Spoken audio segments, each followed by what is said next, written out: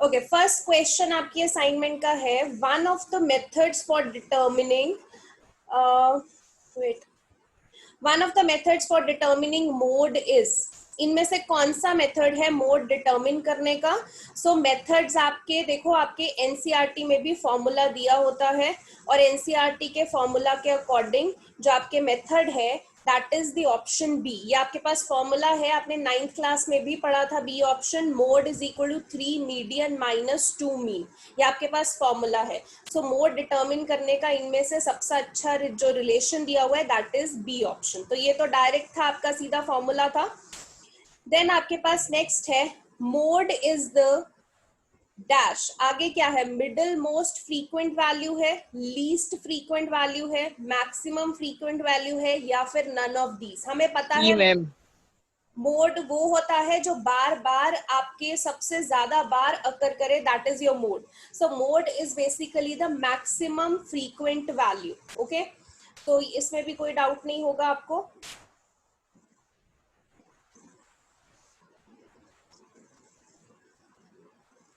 Third question is,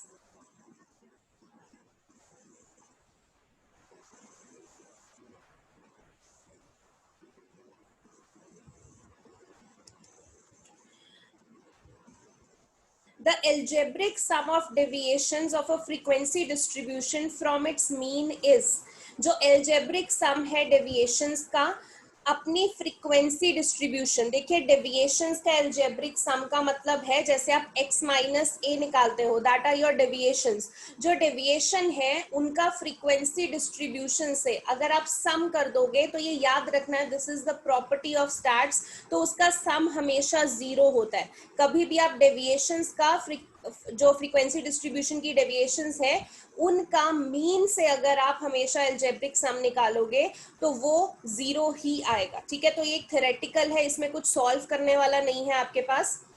next question देखते हैं।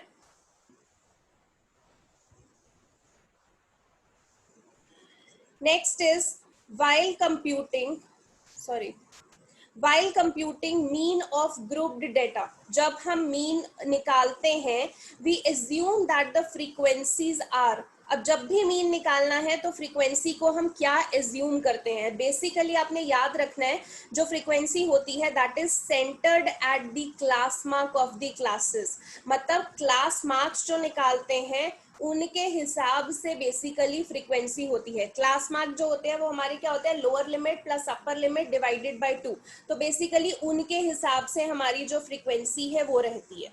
सो इसका ऑप्शन सी है, ये भी थ्योरेटिकल था आपके पास। नेक्स्ट क्वेश्चन पे आते हैं, फॉर द फॉलोइंग डिस्ट्रीब्यूशन, अब थोड़ा सा सॉल्व करने वाला आपके पास आ चुका है। So for the following distribution आपको क्लास इंटरवल्स दे रखे हैं, यहाँ पे आपको फ्रीक्वेंसी दे रखी है। The sum of lower limits of the modal class and the median class is, आपको लोअर लिमिट देखिए, मॉडल क्लास की लोअर लिमिट चाहिए आपको और मीडियन क्लास की भी लोअर लिमिट चाहिए। तो पहले तो दोनों की लोअर लिमिट निकालनी पड़ेगी। लोअर लिमिट तब निकालोगे अगर आपके पास मॉडल क्लास होगी एंड मीडियन क्लास होगी, तो पहले मॉडल एंड मीडियन क्लास आपको निकालते हैं। तो यहाँ पे सॉल्यूशन आपको दिख रहा है। फिफ्थ क्वेश्चन, आपके पास ये क्लास इंटरवल्स दिए हुए हैं, ये फ्रीक्वेंसी दी हुई है। देखिए जब भी मॉडल क्लास आप निकालते हैं तो मॉडल क्लास का मतलब होता है कि फ्रीक्वेंसी में जो सबसे हाईएस्ट वाली फ्रीक्वेंसी है, यहाँ पे ये रहा फ्रीक्वेंसी, इसमें सबसे हाईएस्ट वाली फ्रीक्वेंसी इज 40 के जो सामने वाली होगी that is your modal class basically. ठीक है, एंड जो मीडियन क्लास है, मीडियन क्लास आप कैसे निकालते हो? मीडियन क्लास आप देखिए n/2 अगर आप निकालते हैं, n इज जो फ्रीक्वेंसी का टोटल है, फ्रीक्वेंसी का टोटल इज 132 डिवाइड बाय 2, आप 66 निकालते हैं। उसके बाद आपको क्या करना होता है? आप क्यूमुलेटिव फ्रीक्वेंसी लेते हैं। ये मैं कॉन्सेप्ट बता रही हूँ मीडियन का, याद रखो। तो मीडियन में क्या करते हो? क्यूमुलेटिव फ्रीक्वेंसी पहले 20 एज इट इज, फिर 20 प्लस 30 मिलके क्या बनता है? 50। फिर 50 प्लस 24 मिलके क्या बनता है 74, 74 प्लस 40 मिलके 114, 114 प्लस 18 मिलके 132। तो 66 से हम जस्ट अबव देखते हैं कि फ्रीक्वेंसी में क्या आएगा, 66 से जस्ट अबव क्यूमुलेटिव फ्रीक्वेंसी में आ रहा है 74। सो 74 के जो सामने होगा दैट इज 20 to 30, ये आपकी क्या है मीडियन क्लास है बेसिकली, ठीक है। एंड आपको बोला क्या है लोअर लिमिट्स निकालनी है। देखिए आपके पास जब भी लोअर लिमिट निकालनी है, lower limit of median and model class, आप अगर मैं मीडियन क्लास की लोअर लिमिट की बात करूं तो दैट इज 30, मॉडल क्लास की लोअर लिमिट की बात करूं तो दैट इज 20। इन दोनों का सम आपके पास क्या आ जाएगा 50, ठीक है। सो आई होप आपको ये आंसर समझ में आया हो। नेक्स्ट आपके पास क्वेश्चन नंबर 6, क्वेश्चन नंबर 6 देखिए, फॉर द फॉलोइंग डिस्ट्रीब्यूशन, ये आपको क्लास इंटरवल्स दे रखे हैं और फ्रीक्वेंसी दे रखी है। Upper limit of the median class is, अब यहाँ पे भी पहले आपको मीडियन क्लास निकालनी पड़ेगी तभी आप उसकी अपर लिमिट निकाल सकते हो। तो इसका सॉल्यूशन देख लेते हैं। देखिए आपके पास ये रहे क्लास इंटरवल्स, ये रहे फ्रीक्वेंसी। सबसे पहले आप क्लास इंटरवल्स को देख सकते हैं कि 0 से 5, 6 to 11 ये बिल्कुल भी कंटिन्यूअस क्लास इंटरवल्स नहीं है। यहाँ 5 से शुरू होना चाहिए था, यहाँ 11 है तो आगे भी 11 से शुरू होना चाहिए था। तो हम क्या करते हैं 0.5 लोअर लिमिट में माइनस करते हैं, 0.5 अपर लिमिट में प्लस करते हैं। तो वही करेंगे, अगर मैं यहाँ पे माइनस करूंगी तो माइनस 0.5, यहाँ पे प्लस करूंगी तो प्लस 5.5, ठीक है। यहाँ पे माइनस करूंगी तो 5.5, यहाँ पे प्लस करूंगी तो 11.5, यहाँ पे माइनस करेंगे तो 11.5, यहाँ पे प्लस करेंगे तो 17.5, ठीक है। तो ये आपके पास ऐसे आपने सारे इंटरवल्स बना लेने हैं। अब आपको मीडियन क्लास चाहिए तो क्यूमुलेटिव फ्रीक्वेंसी तो निकालनी पड़ेगी। तो कैसे निकालेंगे, ये आपकी फ्रीक्वेंसी है 26, पहले वाली 26, अगले बारी में क्या करते हैं प्लस करते हैं, 26 प्लस 20 ये आ जाएगा 46, 46 प्लस 30 आ जाएगा 76, 76 प्लस 16 आ जाएगा 92, 92 प्लस 22 आ जाएगा 140। ये आप क्यूमुलेटिव फ्रीक्वेंसी करते हैं। उसके बाद मीडियन निकालना है तो आपको क्या निकालना पड़ेगा n/2, n क्या होता है फ्रीक्वेंसी का टोटल, तो 114 divide by 2 is 57। So 57 cumulative में चेक करो 57 से जस्ट अबव कौन है 76 आ रहा है। तो 76 के सामने वाली जो आपका क्लास होगी that is your median class. अब मीडियन क्लास क्या है 11.5 से 17.5, ठीक है। तो इसकी अपर लिमिट पूछी है तो कौन सी है 17.5, ठीक है। आई होप आपको क्लियर हो रहा हो। नेक्स्ट आपके पास क्वेश्चन है question number 7, for the following distribution. अब इस डिस्ट्रीब्यूशन के लिए आपको बताना है लेस देन दे रखे हैं नंबर ऑफ स्टूडेंट्स। हम यूजुअली क्या बोलते हैं स्टूडेंट्स, देखो जब नंबर ऑफ चीज करके दे रखी है that is your frequency, but अगर हम यहाँ पे लेस देन की क्वांटिटी देख रहे हैं तो जब भी लेस देन आ रहा है तो ये आपकी क्यूमुलेटिव है। बेसिकली मैंने आपको बताया था आपको फ्रीक्वेंसी बतानी पड़ेगी, ये क्या है आपकी क्यूमुलेटिव फ्रीक्वेंसी। सो मॉडल क्लास क्या है यहाँ पे, मॉडल क्लास आपको बतानी है कि अगर ये आपके लेस देन इंटरवल्स हैं, ये आपकी क्यूमुलेटिव फ्रीक्वेंसी है, तो मॉडल क्लास कौन सी होगी। सो इसका भी सॉल्यूशन देख लेते हैं। आपके पास ये लेस देन के कॉलम है। सबसे पहले तो आपको क्लास इंटरवल्स बनाने पड़ेंगे। कैसे बनाएंगे, यहाँ पे देखिए 20-20 का गैप चल रहा है। सो 20-20 का गैप चल रहा है, मैं यहाँ से स्टार्ट कर सकती हूँ लेस देन 20 मतलब 0 to 20। अगला फिर कहाँ से होगा 20 से 40 के बीच में, तो अगला 20 to 40, अगला 40 से 60 के बीच में, सो 40 to 60, अगला 60 to 80 के बीच में, so 60 to 80, then 80 to 100, then 100 to 120, ठीक है। अब मैंने आपको बताया था कि जो भी लेस देन के साथ टेबल दिया हुआ है क्वेश्चन में that is your cumulative frequency, उसको फ्रीक्वेंसी मत समझ लेना, ठीक है। तो ये क्यूमुलेटिव फ्रीक्वेंसी गिवन है, हम इससे क्या बनाएंगे फ्रीक्वेंसी बनाएंगे। फ्रीक्वेंसी कैसे बनती है देखो, क्यूमुलेटिव आप प्लस कर करके बनाते हो, फ्रीक्वेंसी उल्टा चलना पड़ेगा, माइनस कर करके बनानी पड़ेगी, मतलब पहले वाला 4 एज इट इज लिखना है। उसके बाद देखिए 12 माइनस 4 क्या जाएगा 8, 25 minus 12 13, 56 minus 25 31, 74 minus 56 18, ऐसे 80 माइनस 74 दैट इज 6। तो आपके पास आ गया। अब आपको मॉडल क्लास चाहिए। मॉडल क्लास क्या होगी? फ्रीक्वेंसी में सबसे हाईएस्ट टर्म कौन सी चल रही है? That is 31। 31 के सामने वाली जो क्लास है वो आपकी कौन सी है? Model class, that is 60 to 80।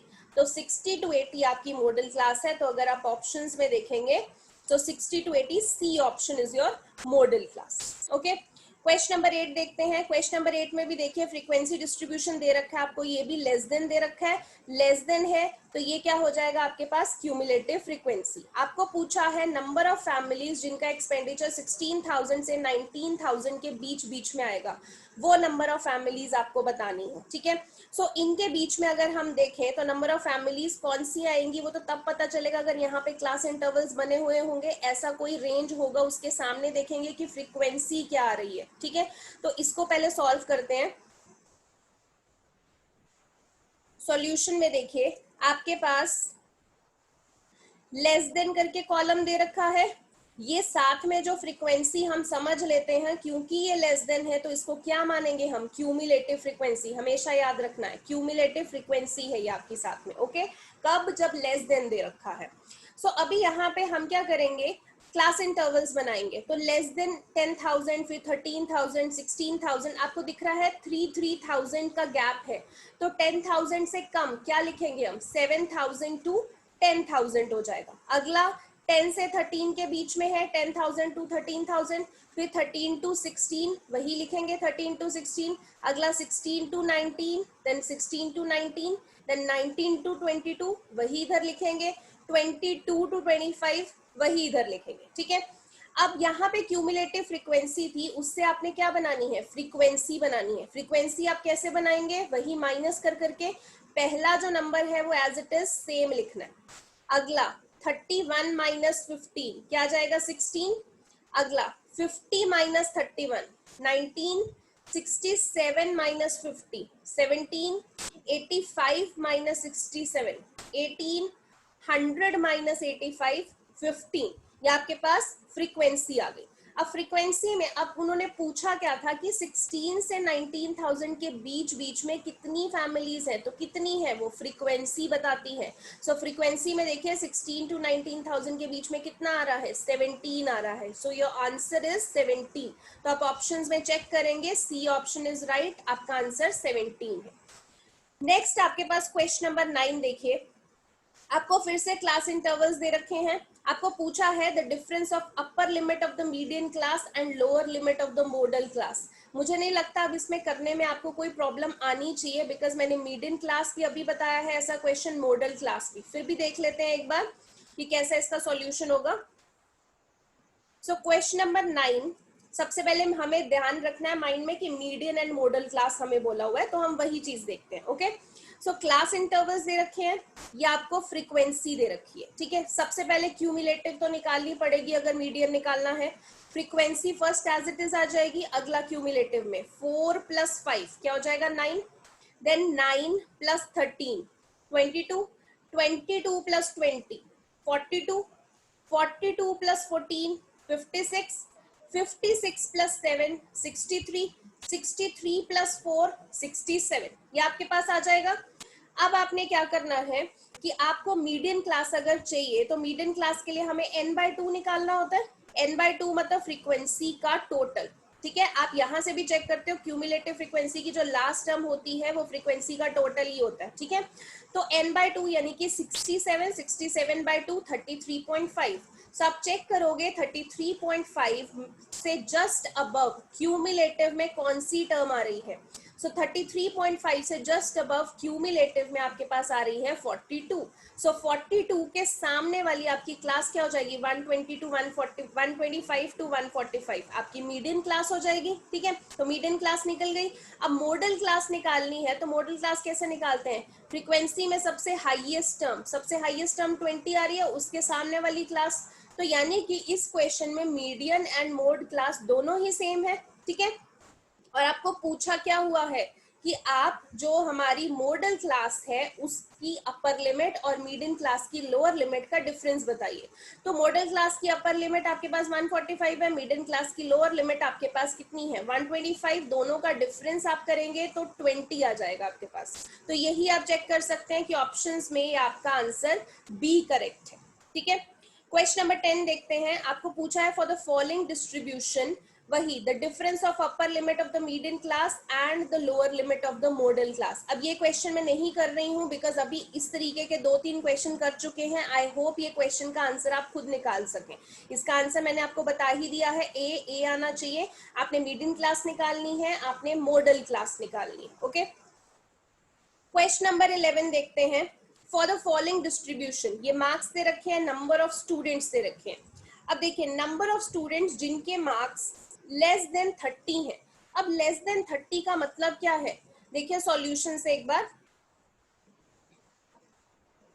Less than 30 की अगर हम बात करें तो 30 से ऊपर ऊपर, यानी कि इन सब का टोटल कर देंगे। सो 13 + 9 + 3 कितना आ जाएगा total 25। So number of students जिनके लेस देन 30 है वो कितने स्टूडेंट्स हैं 25 स्टूडेंट्स हैं आपके।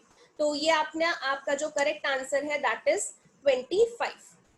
ओके, 12th क्वेश्चन में देखिए आपको पूछा है कि 150 एथलीट्स हैं और यहाँ पे आपको क्यूमुलेटिव फ्रीक्वेंसी दे रखी है या आपको फ्रीक्वेंसी दे रखी है। ठीक है, आई थिंक जो आपको असाइनमेंट गई थी उसमें करेक्शन कर लेना। यहाँ पे एक और क्वेश्चन नंबर लिखा हुआ था, क्वेश्चन नंबर नहीं है ये, इसी टेबल का क्वेश्चन है ये, तो ये करेक्ट कर लेना आप लोग। सो यहाँ पे पूछा हुआ है the number of athletes who completed race in less than 14.6 seconds. 14.6 second से कम किसने रेस कंप्लीट की, तो देखिए यहाँ तक 14.6 सेकेंड आ रहे हैं, तो इससे कम मतलब यहाँ से ऊपर तक ये वाले, इन सब का टोटल होगा इससे कम। सिंपल है, इन सब का आप टोटल कर दीजिए तो आपका आंसर कितना आ जाएगा, option number C 82। Next 13th question है आपके पास। D is the deviation of xi from assumed mean A। assumed mean A है। आपको मीन का फॉर्मूला देखिए, जनरली यहाँ पे मीन का फॉर्मूला में यहाँ पे x नहीं होता, क्या होता है a plus summation fi di upon summation fi होता है। यहाँ पे x की जगह a होता है, तो आपको वही पूछा है कि x आपके पास क्या है, तो आपका ऑप्शन क्या होना चाहिए सी एज्यूम्ड मीन, क्योंकि x की जगह हम फॉर्मूला में क्या लिखते हैं a लिखते हैं। तो अगर उन्होंने a की जगह x लिख दिया, फॉर्मूला में हम वेरिएबल चेंज कर सकते हैं बट फॉर्मूला की डेफिनेशन नहीं चेंज कर सकते। तो यहाँ पे x की जगह a आपके पास आया है, यानी कि एज्यूम्ड मीन मतलब है इस x का, क्योंकि हम हमेशा a यूज करते हैं। ओके, सो इसका सी आंसर है। क्वेश्चन नंबर 14 देखिए, ये आपने 9th क्लास में भी ऐसे क्वेश्चन कर रखे थे। Mean of 100 items is 49। देखिए 100 आइटम्स का मीन 49 है। अगर मैं मीन का फॉर्मूला बोलूं तो क्या होता है, sum of all upon number of items. तो अगर मीन आपके पास 49 दे रखा है, सम ऑफ ऑल आपके पास, सॉरी नंबर ऑफ आइटम्स आपके पास 100 दे रखी है, तो मैं यहाँ से सम निकाल सकती हूँ। सम ऑफ 100 ऑब्जर्वेशंस क्या हो जाएगा 100 इंटू 49, 4900। ठीक है, it was discovered that 3 items which should have been 60, 70, 80 were wrongly read as 40, 20, 50। so correct mean आपके पास क्या है। अब देखिए आपको बोला है कि ये आइटम्स होनी चाहिए थी बट उनको रॉन्ग ये पढ़ लिया गया। ठीक है, तो रॉन्ग वाले को हम माइनस कर देते हैं और राइट वाले को हम ऐड कर देते हैं। ठीक है, सो आप यहीं पे करेक्ट सम अगर हम देखें तो करेक्ट सम क्या हो जाएगा, सम ऑफ 100 ऑब्जर्वेशंस मतलब 4900 हमारा टोटल करेक्ट सम हमारे अकॉर्डिंग आया। ठीक है, बट इसमें से माइनस कर देंगे कौन सी, जो इनकरेक्ट थी। इनकरेक्ट कौन सी थी, यही थी ना 40, 20, 50। ये इनकरेक्ट को माइनस कर देंगे, प्लस क्या करेंगे जो करेक्ट थी 60, 70, 80, तो इनको हम प्लस कर देंगे। तो इसका अगर सॉल्यूशन निकालेंगे तो 5000 आ गया, यानी कि ये हमारा करेक्ट वाला सम आया है। अब करेक्ट मीन कैसे निकालेंगे, जितना सम आया है divided by number of observations. Number of observation 14 थी, यानी 5000 डिवाइडेड बाय 100 दैट इज 50। सो आपके पास ऑप्शन सी करेक्ट है। ओके, क्वेश्चन नंबर 15 देखते हैं। 15 में आपको बोला है ये आई थिंक क्वेश्चन रिपीटेड है, आई थिंक मिड पॉइंट नहीं, सॉरी ये रिपीटेड नहीं है। Choose the correct answer from the given 4 options. आपके पास ये फॉर्मूला दिया हुआ है, A plus summation F I D I upon summation F I. आपको बताना है for finding the mean of the group data deviations from A. अब डेविएशंस किस में से निकाली जाती हैं? देखिए, जब भी आप डेविएशन निकालते हो, डेविएशन का मतलब होता है बेसिकली एक्स आई माइनस ए। तो आप एक्स आई में से ए माइनस करते हो ना, तो वो जो एक्स आई होता है वो क्या होता है? हर एक क्लास का मिड पॉइंट होता है, lower limit plus upper limit divided by 2। तो यही है आपका एक्स आई, यानी कि mid point of all the classes होता है जहां से आप डेविएशन निकालते हो। डेविएशन मतलब माइनस करके किस में से निकालते हो? तो एक्स आई में से निकालते हो, so mid point of the classes. So ये ऑप्शन सी है आपके पास। 16th क्वेश्चन आपके पास रिपीटेड है, उसको आप काट दीजिए। 17th क्वेश्चन पे आ जाइए। 17th क्वेश्चन में देखिए आपको बोला है mean of n numbers, x1 से लेके xn तक, ये इतने नंबर्स का मीन आपके पास m आ गया। ठीक है, अब मान लेते हैं, सबसे पहले तो इसी को लिख लेते हैं। देखिए इतने नंबर्स का मीन m है ना, तो मीन का फॉर्मूला क्या होता है? सम ऑफ ऑल x1 से लेके xn तक sum of all upon number of terms. Number of terms हमने n मान ली क्योंकि क्वेश्चन में दे रखा है n नंबर ऑफ टर्म्स। इनका मीन क्या आ रहा है? स्मॉल m, ये लिख दिया। ये n इधर जाके क्रॉस मल्टीप्लाई हो जाएगा तो क्या बन जाएगा आपके पास? nm बन जाएगा। ठीक है, अब x1 से लेके xn तक हमारे पास nm आ गया। x1 से लेके xn तक अगर मुझे लिखना है, तो अगर मुझे xn से एक पहली टर्म भी लिखनी हो तो क्या लिखूंगी? यहाँ पे n है तो उससे एक पहली वाली टर्म क्या होगी? n में से एक कम होगी वो टर्म, सो n माइनस 1।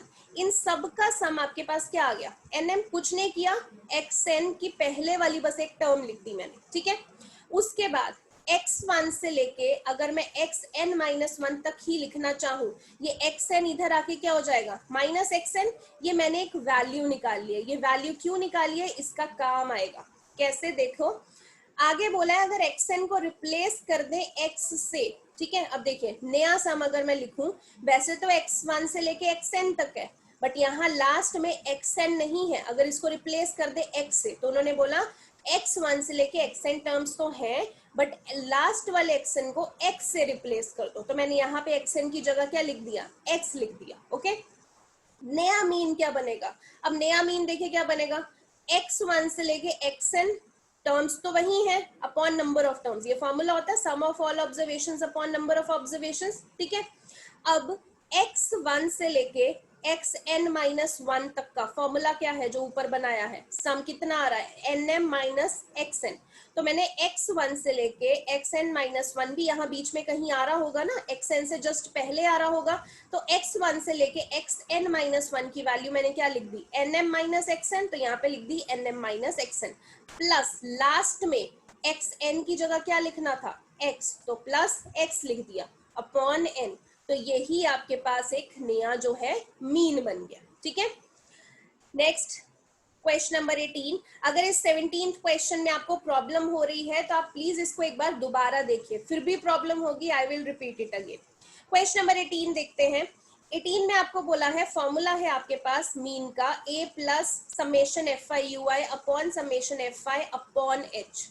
ये आपके पास फॉर्मूला है। यहाँ पे mean of the frequency, sorry, finding the mean of the grouped frequency distribution, U I की वैल्यू क्या होती है? देखिए जब भी हम फॉर्मूला निकालते हैं, मैंने यू आई का आपको बताया, यू आई कैसे निकालते हैं हम? X I minus A upon H. तो डायरेक्टली फॉर्मूला ही पूछा है तो सीधा कौन सी ऑप्शन है? C, X I minus A upon H. Last question number 19, mean is equal to 3 median minus mode into के है ये, और यहाँ पे हमें के की वैल्यू निकालनी है। अब जब ऐसा सा रिलेशन आ गया तो इस रिलेशन का फॉर्मूला भी देख लेते हैं। तो देखिए फॉर्मूला होता है mode is equal to 3 median minus 2 mean, ये फॉर्मूला होता है। ठीक है, यहाँ पे देखिए मीन अलग दिख रहा है तो मैंने ये मीन अलग निकाल लिया। ये -2 मीन में इधर ले आई तो क्या हो जाएगा? +2 मीन। और यहाँ पे 3 मीडियन था और इधर जो मोड था वो राइट हैंड साइड पे चला गया, माइनस मोड। ठीक है, कुछ नहीं किया, फॉर्मूला में मीन इधर था तो मैंने मीन उठा के इधर कर दिया और जो मोड है उठा के इधर कर दिया, तो साइन चेंज हो जाएंगे। अब देखिए फॉर्मूला में देखिए फिर से मीन है सिर्फ, तो यहाँ पे तो मीन के साथ 2 भी लगा हुआ है, तो क्या करेंगे? ये 2 उधर चला जाएगा तो क्या बन जाएगा? 1/2 और ब्रैकेट में आ गया 3 मीडियन माइनस मोड। ठीक है, अब जो आपकी ये इक्वेशन बनी है इसको आप क्वेश्चन के साथ कंपेयर कीजिए।